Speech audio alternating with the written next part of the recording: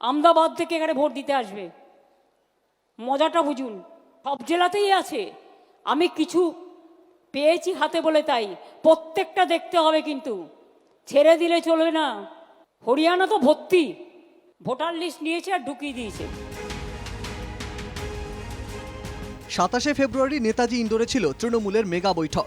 সেই বৈঠকেই দলনেত্রী মমতা ব্যানার্জি অভিযোগ করেছিলেন রাজ্যের ভোটার তালিকায় বহু ভুয়ো ভোটারের নাম ঢুকেছে।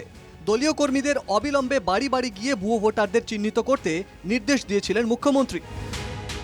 দলনেত্রীর নির্দেশে জেলায় জেলায় বাড়ি বাড়ি গিয়ে ভোটার তালিকা যাচাইয়ের কাজ শুরু করেছে শাসক দল।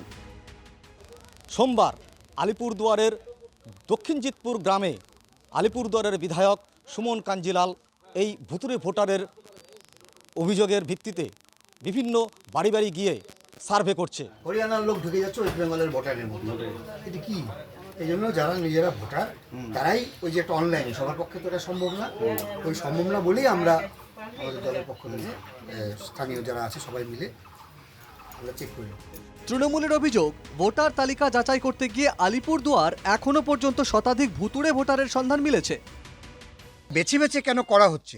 আমরা সবাই অভিযোগ পেয়েছি যে সম্প্রতি দিল্লির নির্বাচন, মহারাষ্ট্রে এই ঘটনা ব্যাপক আকারে হয়েছে, ব্যাপক ভুয়া ভোটার। সেই একই বিষয় কি বাংলাতেও করবার চক্রান্ত চলছে? এই চক্রান্ত আমরা বন্ধ করে দিতে চাই সাধারণ মানুষের সহযোগিতা নিয়ে। তৃণমূলের এই ভোটার তালিকা যাচাইয়ের কর্মসূচিকে স্বাগত জানিয়েছেন দক্ষিণ জিতপুর গ্রামের বাসিন্দারা। খুবই ভালোভাবে দেখছি, এটাতে ভালো হচ্ছে আর এটা করা হচ্ছে। তৃণমূলের এই কর্মসূচি নিয়ে পাল্টা অভিযোগ করেছে বিজেপি। পদ্ম শিবিরের দাবি, ভুয়ো ভোটারের নাম করে বেছে বেছে বিজেপি সমর্থকদের নাম বাদ দিচ্ছে তৃণমূল।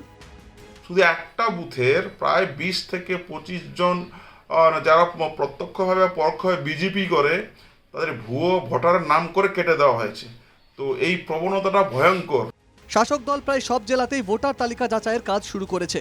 এখন দেখার 2026-এর বিধানসভা নির্বাচনের আগে রাজ্যে কতজন ভুতুড়ে ভোটারের সন্ধান মেলে।